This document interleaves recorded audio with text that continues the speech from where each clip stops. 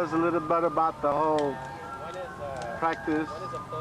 Well, the sweat lodge is a purification ceremony. Uses the fire, the water, the air, and sit upon the earth. The only thing about that is that rejuvenate ourselves.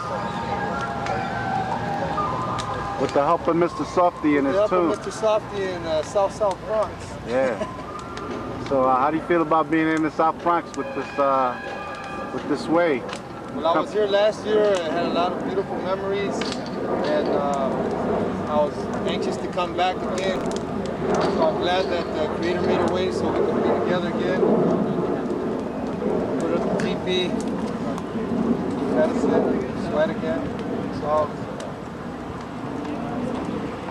part of a dream, you know. We were here a long time ago, and now we're able to come back and set out a prayer about, how long ago was it, 7 years, 8 years? Yeah, it's been a while. We wanted to see these things come on a permanent basis. When we first came to New York, we set up a teepee over there in the Riverside Church. Over on the west side, by the university. So this is something that's been around, it goes around, it's thousands of years, huh? Yeah, a lot of people say, well, I didn't know about it, but that doesn't necessarily mean it was gone. Right. You know, it's always been here. How do you feel about it in relationship to the reason the rest of us are here? The protest kind of. Well, we kind of selected this day because right now the whole world is in a one major struggle to save the earth, our mother, from the destruction that this corporatism and the U.S. government and George Bush and Cheney and all those guys, they're on a path to the destruction of the earth. And as people who recognize our connection to the earth and to the sun and to the whole universe, we know that it's our duty, our moral obligation to try to stop that. And you know, if we can do put our little grain of corn in the sack to make it a little more powerful, then that's what we're trying to do. Righteous. So these prayers are simple, but they're very powerful. Attest to that.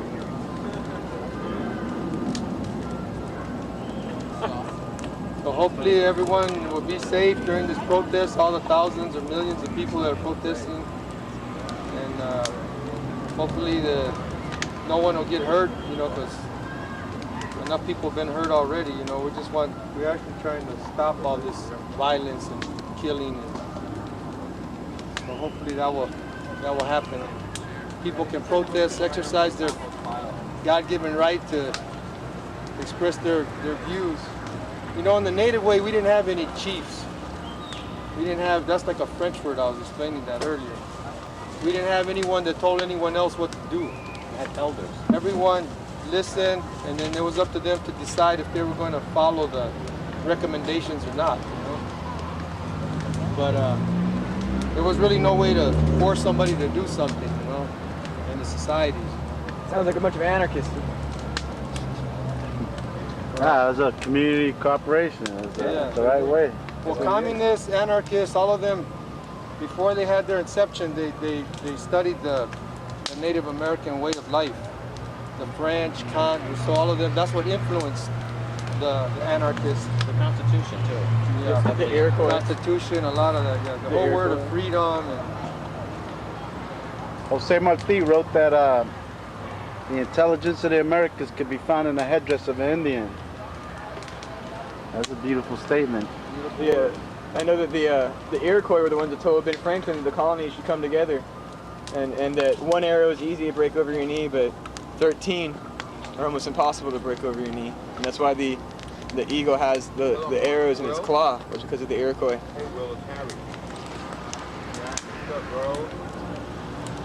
yeah, they kept making treaties with one of the colonies, and then the other colony would cross the agreements that they had. They said, well, you guys got to get together because you keep making treaties with one of you, and then the other one comes and says, well, we're not part of them. You're all the same, so get together. Yeah. Could you explain that, how the original colonies were set up as separate investment companies and how the Indians viewed that early on in the 1600s? Yeah, well, most of the colonists were coming to establish their own kingdoms. They were coming from a feudal society where the king owned everything, the land, the people, you know, the animals, everything was part of his kingdom. And they came with that mentality to try to establish, for example, Jamestown. What he was basically trying to establish was his own kingdom, James, you know, for he owned everything. And it really wasn't working very well because that's really contrary to the natural laws of existence. So they even resorted to cannibalism. The people were starving. The first European settlers or colonizers, invaders, however you want to terminologize. So the native people had to kind of explain to them that, you know, that was contrary. So they tried to show them by example by teaching them how to grow corn and squash and pumpkins and other fruits that they had developed. The native people had highly developed agricultural communities, you know, through different kinds of crops that would grow in different areas. And yeah, they were kind of appalled. I read it in that Howard Zinn book we were talking about. I think one of those chapters it describes the cannibalism in Virginia. The native people witnessed that they were going into the graveyards and digging up recently buried human beings and fighting over their cadavers and stuff. That was the colonists were doing that. Those are the colonists, exactly. So in Virginia, the state of Virginia. So I mean, that kind of history isn't always related to the people. So if someone's hearing that, they might not believe it. But what you have to do is look in the records, and they'll see that the colonists are the ones who documented it. So the Indians were, I mean, they had their own food and they had a balance going on, but the colonists were completely lost. Well, yeah, and they never would have survived. I mean, they were. But I think what happened was that, for example, you take right here in Manhattan, the native peoples of the island of Manhattan helped the Dutch people establish themselves in the northern part of the island.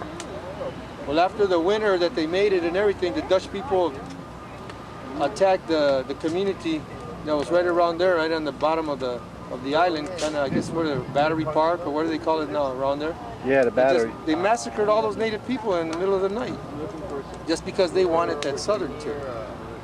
So I mean, that was their mentality. I mean, they had a mentality. It was barbaric. It was kind of, you know, they came from a society where that was okay. You know, you could attack your neighboring communities and try to take over their land. You know, that's what the kingdoms were about. That's why they had wars over there.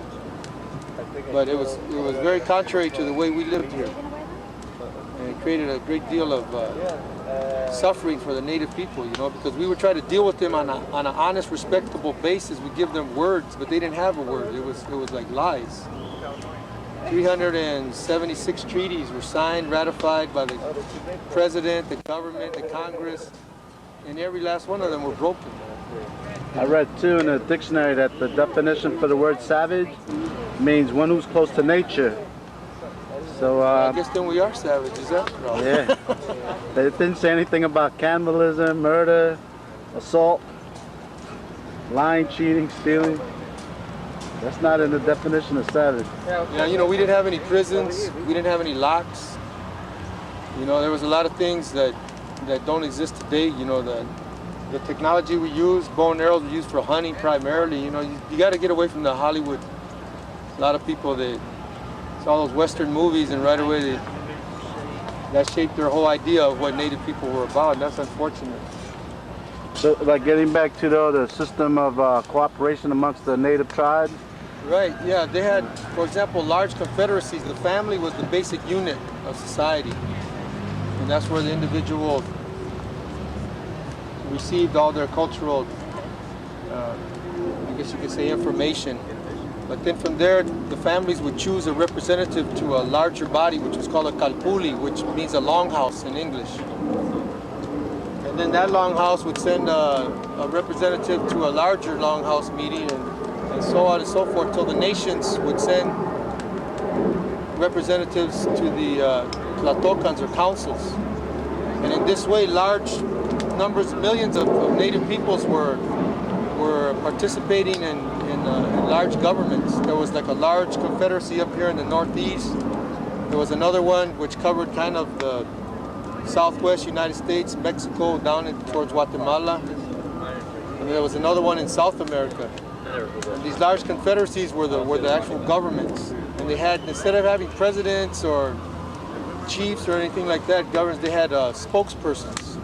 People who were chosen to speak because they knew how to speak from their heart. They spoke intelligently and they spoke the truth. So they would honestly represent the people, you know, and they really didn't receive any material compensation for this. It was just the honor of being the person selected to speak on behalf of the community. And so this was kind of the way the I guess you would call it, the government was set up. The interior, insular, sovereign government of the old world, continental, western hemispheric, this side of the earth, on this side of the sun, on this side of the universe, representing this side. Like how widespread were those nations? Like, you know, when you think of it globally, like how far was the extent of the, you know, the different cooperative understandings amongst these people, these human beings? Well, you can only imagine, you know, when there was no borders and people were free to travel as far and wide, as north, south, east, west, as they so desired, the amount of inter-commerce, you know, trade among the people and exchange of cultural, you know, the way people dance and, you know, feathers, foods, clothing, everything. It was immense. It covered the whole continent, really. You know, before they had the Panama Canal, people were able to walk all the way up and down from Alaska all the way down to Chile. And we have that recorded in our histories. You know, people were able to travel, and people would welcome each other with, you know, this symbol which meant you're my relative, you know. And people would sit down and they start talking, and sure enough, many times they were actual relatives, actual relations of people who had left long ago, and people were returning to the lands that they had left, you know, several hundred years ago. And they brought with them new ideas, new cultures, new technologies, and so you know, our civilizations were developed in mathematics, you know, astronomy, agriculture, architecture, the cultures, art, dance, you know, and even some of their feats, some of the things that they used to do. The modern scientists cannot, they're still baffled, they can't figure them out yet. They don't know how they did it, you know. And it's unfortunate that a lot of the books and the people who inherited the knowledge were purposely targeted by, you know, Christian priests or racist settlers who wanted to destroy this way of life. So, you know, now we're in a process of rebirth, of bringing this all back to the community. So I want to thank you too for, if anyone hears these words, it's part of, they can understand that they're part of a movement, part of a growing spirit, a new awakening, a new awareness in our communities of the indigenous way of life. And you welcome everybody to that, right? I mean, it's not like you need a special invitation, it's just if you feel it like that, and you're able to accept it like that and help to express it like that. Well, you know, our language, you know, pues hablamos español, hablamos inglés, but our native languages many times were suppressed. And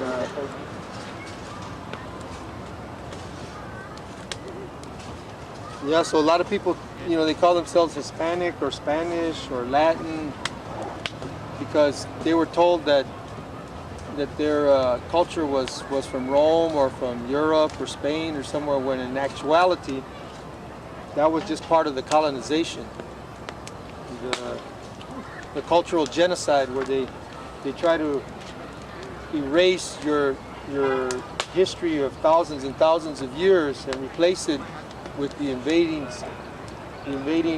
armies' philosophies and religious beliefs and language, etc. So, but really, most of the people that call themselves Latinos, most of them, I mean, there are Hispanics and there are Latinos, but a lot of the people from this land are really indigenous people, native people, but they just don't know that they are. They've been told that their ancestors are from Spain because they speak Spanish. That's really not correct. So you can be proud of your native heritage. When you look in the mirror, you say, hey, I believe I'm native, because your spirit is telling you you're from this land. Your ancestors are from this land. Hopefully you can feel that and start learning more about your roots, your real roots. 50,000, 10,000, 100,000 years ago, we lived right here. We didn't come from anywhere. We lived in the Caribbean islands. We lived on the mountains, in the deserts, in the jungles, the rainforests, the beaches, all this whole land. This is all our home. So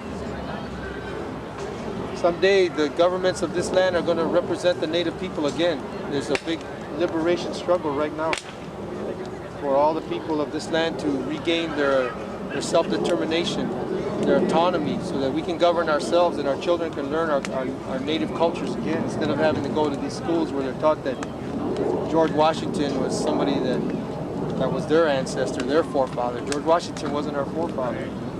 Neither was Columbus.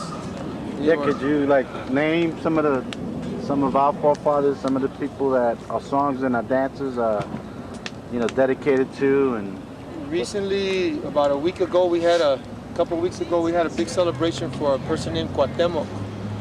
Because in Mexico City there was this council, and they had to choose a spokesperson. And when the Spanish invaded back in the 1500s, early 1500s, there was a struggle against them. They were defeated at one point when they were trying to take over Mexico City. And the person who led that, his name was Cuauhtémoc, diving eagle, el águila que desciende. And but the diseases were the ones that killed the community. So Cuauhtémoc was kind of forced to surrender just because the people were suffering too much. And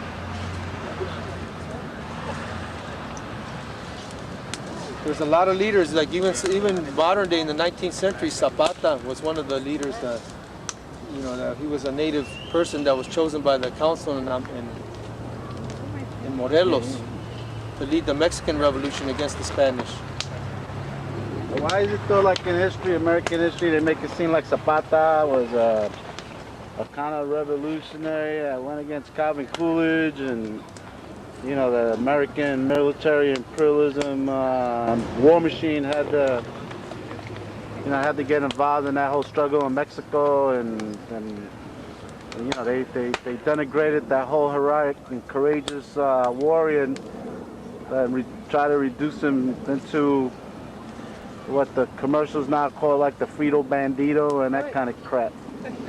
Well, the United States imperialism, the reason they look to Latin America is what they call natural resources. They want to extract everything that's being produced or that grows in Mexico and in Colombia and all the rest of the countries to the south, and bring it here to the United States where they can sell it and make money. Make money. So a lot of these movements were so that the countries would be able to take care of their own resources, without having to give them to some U.S. company and have the U.S. company take it, ship it across the ocean, bring it over here to Washington and New York or somewhere.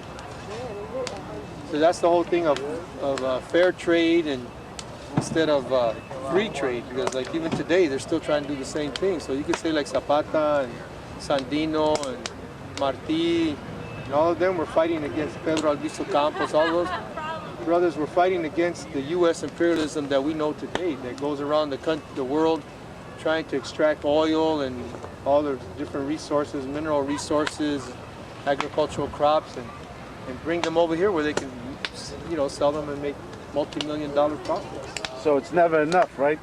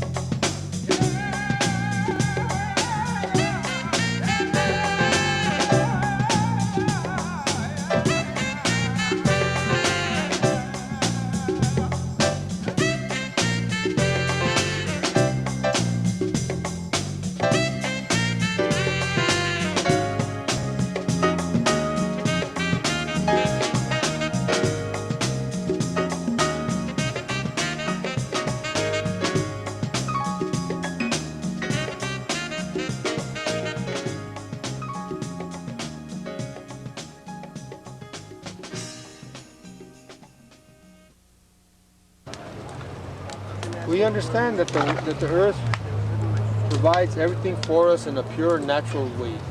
Everything we need for our clothes, for our homes, to nourish ourselves, the water, the air, everything is already been placed there, you know, in a pure, natural way. There's no reason to. This type of technology they're using is contrary to the natural laws of existence. And that's why they have pollution now. You know, we lived here for 50,000 years. You could have gone to this brook stream here and just drank the water because it was clear, it wasn't polluted. There was no such thing as pollution. You know, our people live free of diseases. You know, they would use these sweat lodges and the good food and the good water and the air that they breathed and drank. There was no, all of these diseases that we have today as a result of that. Pesticides, you know, cancer causing, you know, radiation, birth defects, all of these things. It's no good, you know. We really need to go and go somewhere and learn about the right way to live with Earth. There's a right way and then there's a wrong way to live with Earth. So how do the songs and the ceremonies help us today? Well, you know, we're in this battle. It's a struggle. We need to have the strength and the vision and the correct relationship. We have to be clear on how exactly we're carrying this out, so that There's a hole there. Put it right next to the hole.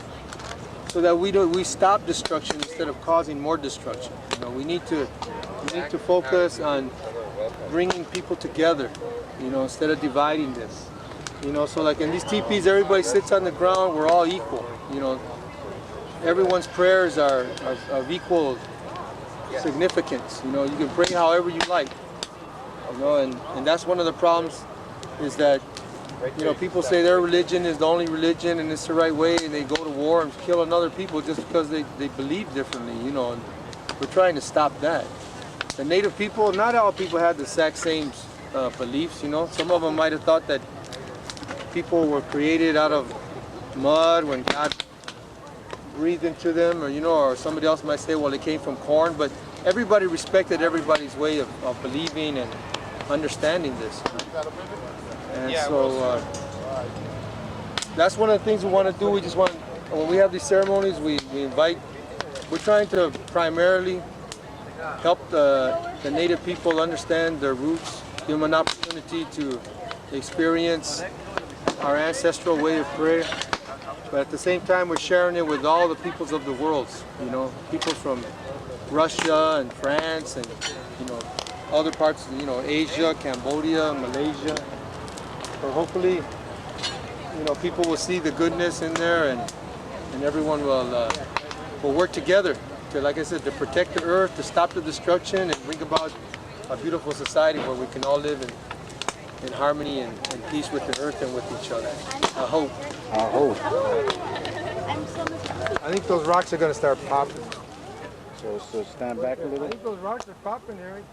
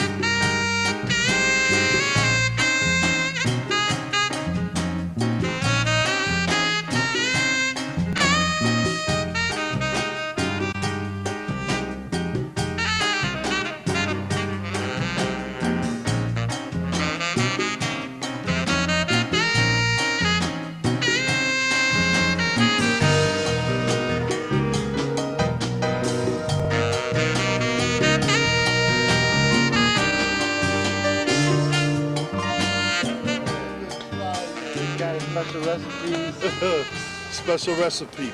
For love. Peace and love. There you go. That's the best recipe. So what do you think of the teepee? Everybody will get along. What are your feelings about the teepee and the whole thing here with the volunteers? Isn't that nice? You ever think you'd ever see something like this in the South Bronx? Never. But it's here, right? Never. And it's happening. Yeah, you're a big part of that, man. It's like a dream come true. Right? You know? For a lot of people, right? For all of us. I wish it could be a permanent thing. Permanent. Where it wouldn't have to be taken down. Every once in a while, take it down, put it back up. You got any words of wisdom for our younger viewers? Oh.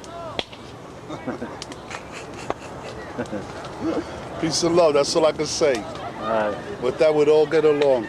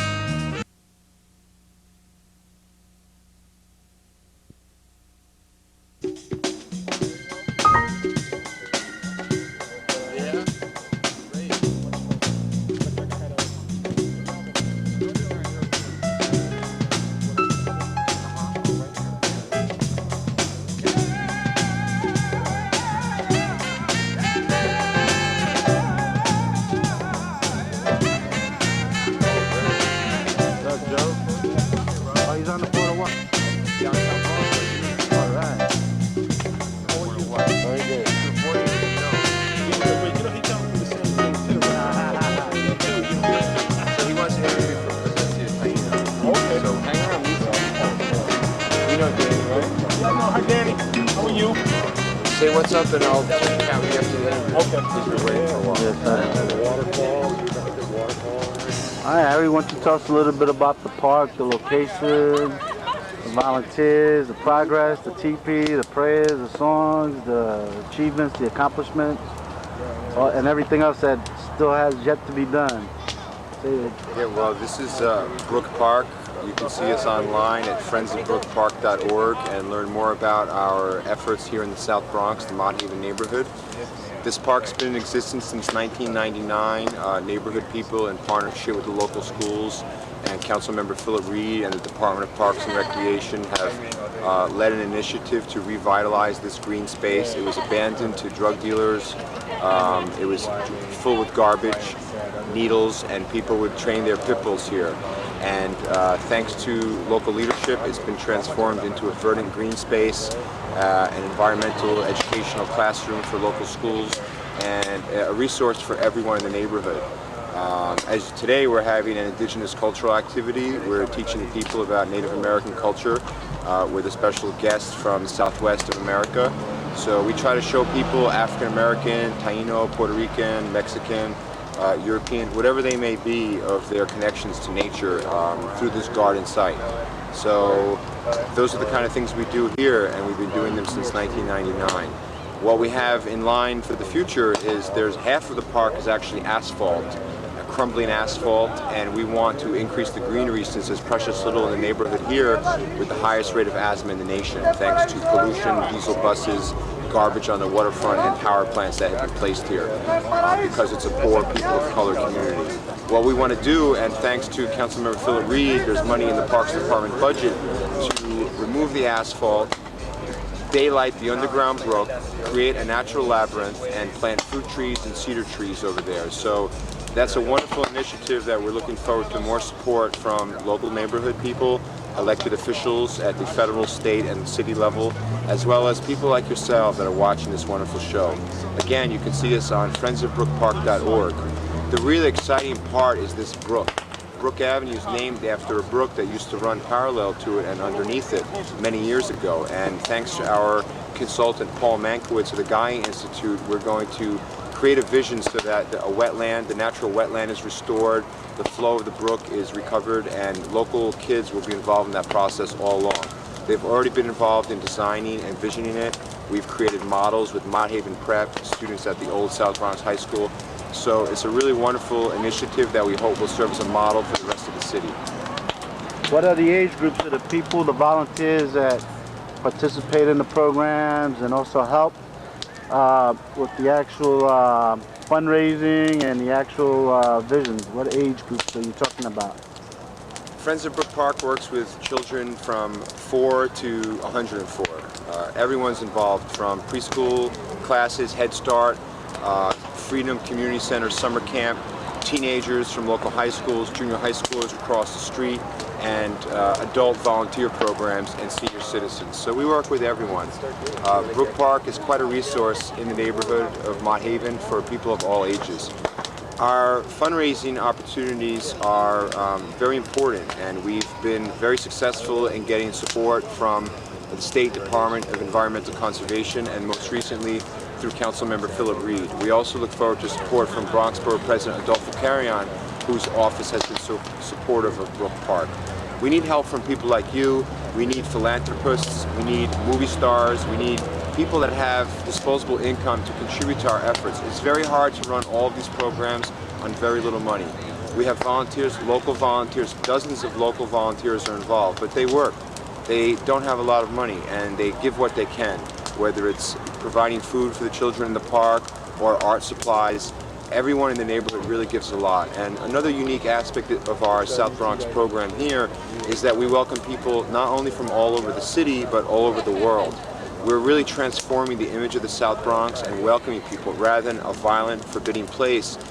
College-educated activists, doctors, lawyers, movie people all come here and interact with each other as well as the local people. So there's a diverse array of people that get to interact with each other rather than being fearful and isolated as the dominant paradigm tries to instill in us.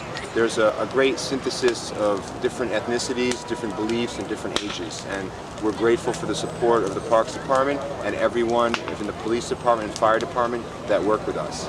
So the park basically serves as the central theme of the program, the programming, and the involvement. Could you maybe tell us a little bit more about what complements the park with the waterfront, the bicycle activities, and all the other outdoor activities that you get people involved with? Brook Park is the centerpiece of our Mott Haven Green Zone vision for transforming the entire face of the South Bronx. Currently, we have some of the lowest green space in the city, the lowest tree canopy rate in the city, and we have the highest rate of asthma in the nation. We have high rates of lead poisoning from substandard housing, and currently we have no official waterfront access. The South Bronx is surrounded by water, yet the people can't go to the water for economic or environmental opportunities. We want to create places for people to gather, for young people to have environmental education classes, and for kayak and canoeing tours around the area to train local people in ecotourism, to create jobs like that. And what we have instead are waste transfer facilities by companies like Waste Management that just expanded to 4,000 tons a day of garbage that's brought in on diesel trucks from other boroughs. So there's a great lack of fairness in what's going on. In addition, there's 4 power plants created by the New York Power Authority under the auspices of the state government to alleviate a fictitious energy crisis in 2001 that later turned out to be created by Enron and the accounting scams where the energy corporations withheld electricity to create sky-high prices and more government subsidies for their polluting facilities. Rather than 4 fossil fuel power plants on the waterfront, we should have windmills. We should have water turbines like they have on Roosevelt Island. We should have solar panels. We should have solar panel factories in this neighborhood to create jobs. The unemployment rate is almost 50% in this neighborhood. So we're trying to link the green success of Brook Park to expand that to the waterfront, and we do that through bike tours. We have seasonal bike tours of the neighborhood. You can see online at friendsofbrookpark.org, where we take people to see these polluting facilities. It's really unfair that people of the West Side, for example, enjoy a contiguous greenway all along the waterfront. It's wonderful, it's a resource for all New Yorkers. Yet where's the polluting facilities that they are going to bear their burden of? Everyone throws out garbage in New York City. Everyone flushes their toilet. Everyone turns on their lights. But not everyone has a power plant in their neighborhood. Not everyone has a waste transfer site in their neighborhood. Not everyone has a water treatment facility in their neighborhood. So we're asking all concerned New Yorkers to share the burden of waste facilities and also share the resources to create wonderful places like Battery Park, like the East Side Greenway. We need to have the same opportunities in the South Bronx that people in more well-off communities have. Can you like geographically identify the waterways that are nearby here? What's the proximity to water? The South Bronx is surrounded entirely by water. On the west side is the wonderful Harlem River, where dolphins and whales used to swim. Between Bronx, Manhattan, and Randall's Island is what's called the Bronx Kill, a very small stream. The Kill is a Dutch word for small stream, and that surrounds the southern part of the South Bronx and the North American continent. And on the east side is the East River with the Brother Islands just offshore. And it's really wonderful. The water has become cleaner thanks to environmental efforts by Riverkeeper and other groups. And we really hope to build on the successes so that people can once again go swimming, fishing, kayaking, canoeing, and enjoy the water. Is the East River portion of that Bronx proximity what's considered the lower part of the Long Island Sound, and what does that mean in the context of old trade routes amongst the native peoples of New York City? The South Bronx, the very southern part of it, is connected to the Long Island Sound. The indigenous name for the South Bronx is Wanakwa, and actually the Parks Department headquarters in the Bronx is named Wanakwa. And that means end place or beginning place, and that's because it was in the consciousness of the indigenous people that this was the end or beginning of the whole continent. Manhattan is an island, but here in the Bronx we're on the mainland, and along these shores were numerous villages and places where people lived and traded and accessed the river so that they could access and connect with the other indigenous peoples throughout the area. The Delaware, the Lenni Lenape, the people that lived in Manhattan, New Jersey, Staten Island, Brooklyn, Queens, were all connected by the waters. There weren't toll bridges that blocked people from connecting. There was free-flowing water that people would boat across in naturally made small vessels and connect with each other, trade, share information, and create opportunities for working together to protect the land, protect each other, especially during the time of the European encounter. What about the people of Long Island, the Algonquin group? And the people of Long Island, of course, from the Bronx to Montauk, people were connected by walking routes, waterways, and trading along those ways. So people were connected throughout this region. It wasn't separated into states.